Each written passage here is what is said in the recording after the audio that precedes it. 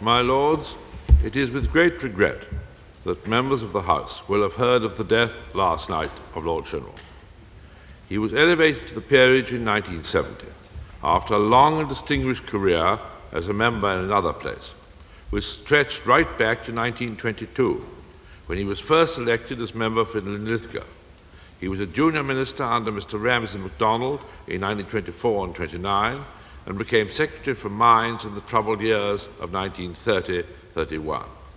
He returned as Minister of Fuel and Power in 1945, and served as Secretary of State for War in 1947, and Minister of Defence in 1950 and 51. He was made a Privy Councillor in 1945, and a Companion of Honour in 1965. He was, as so many of your Lordships would testify, a very considerable orator who in his day could sway audiences in a most remarkable way. He was also, of course, and I think this should be recognized, and something that I very much admire from a rather different standpoint, he was an impassioned believer in his own party, the Labour Party.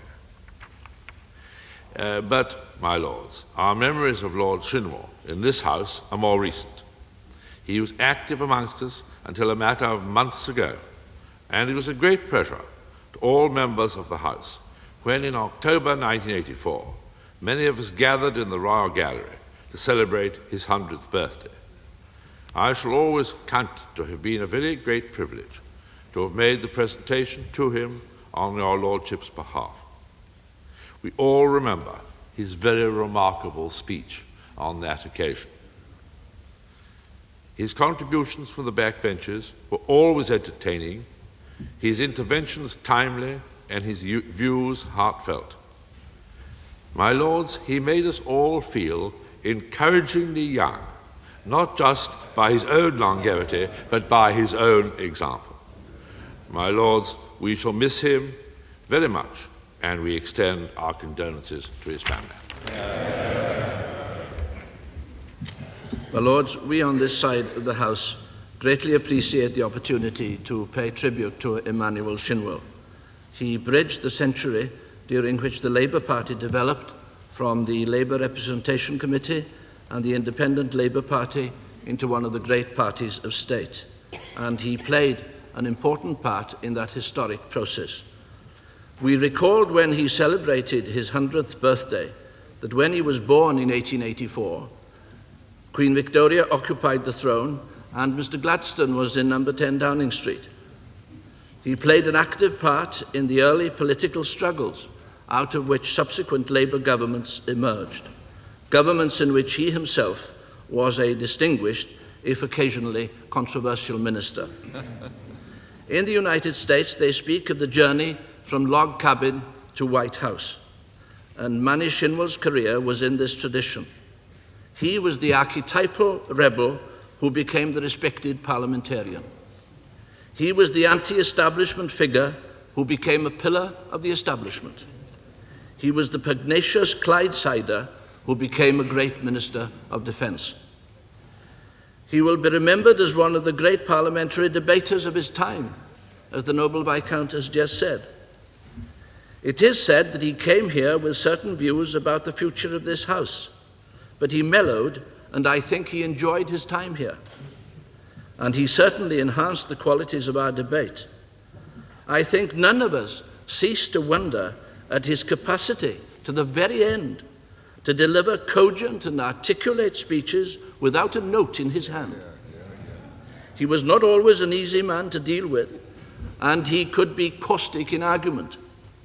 He never accepted anything on its face value, and he would take a contrary view and become extremely angry at times. He could also be very kind and helpful, as the noble Lord has just said, especially to young members. I recall that after answering questions in the other place for the first time, he came to me and said that I'd done quite well. I asked him if he had any advice to give me. He said, as a matter of fact, I have. You gave them far too much information.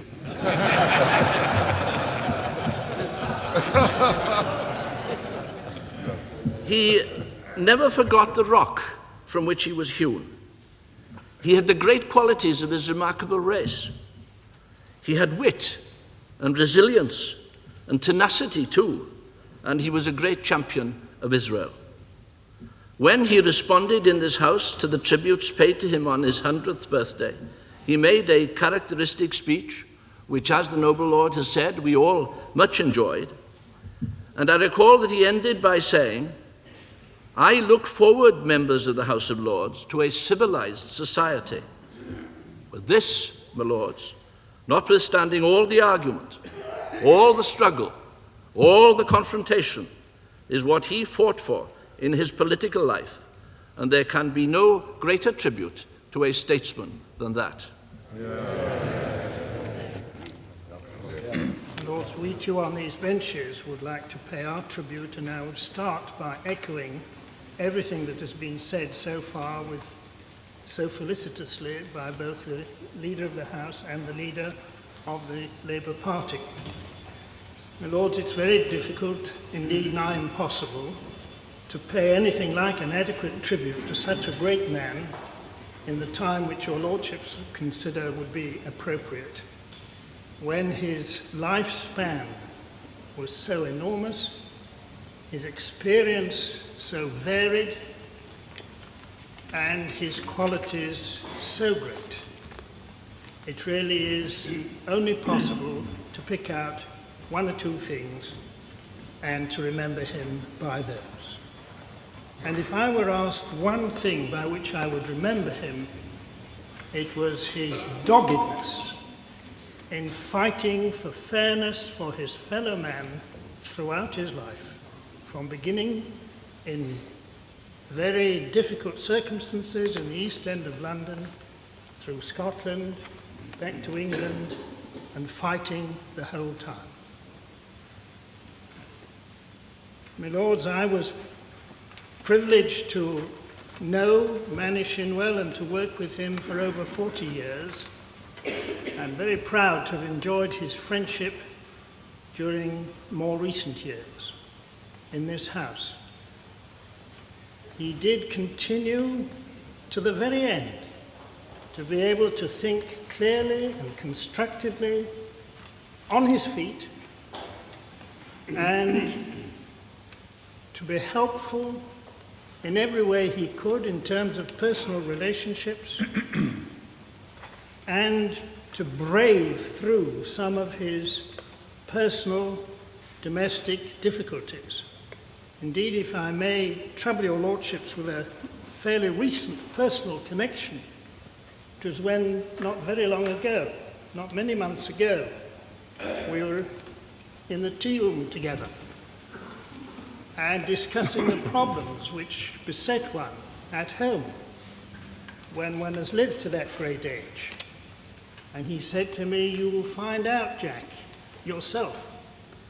And I dismissed this and said, "Of course, it's very kind of you, but I won't be able to be here to experience that." He said, "Oh, yes, you will, and moreover." And we then had a bet on it. "And moreover, so will I, and I'll come and collect." And that would have meant in something like his 125th year. So, my Lords, he had that spirit. Alas, he won't be able to collect his bet, but he had that spirit unto the very end. My Lords, we send our deepest sympathy to his family, but at the same time we rejoice that Manny Shinwell was able to continue his fighting for his fellow man and his service to the country right into his 102nd year. Crossbenchers would like to be associated with the sympathy already expressed to our friendly neighbour, to his family. Lord Shinwell was a great patriot, and with his going marks the end of an era.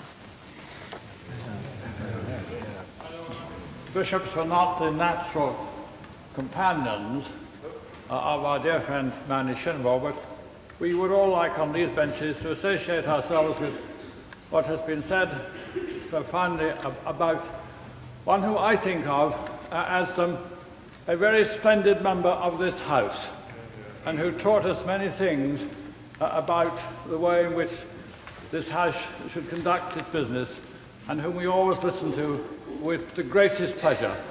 It seems only a very short time ago that we heard him holding forth from the crossbenches with great eloquence and with a very powerful voice.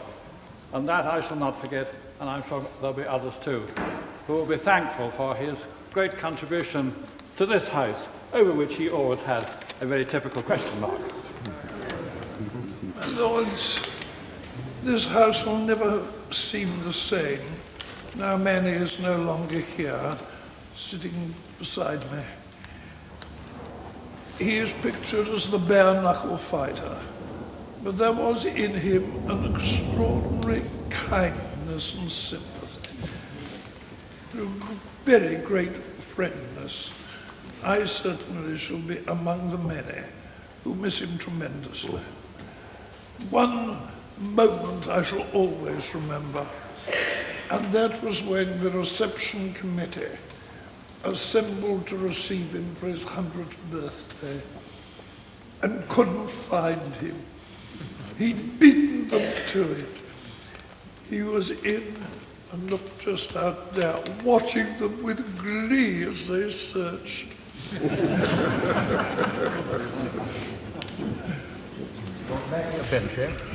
My lords, I beg leave to ask the question standing my name on the order paper.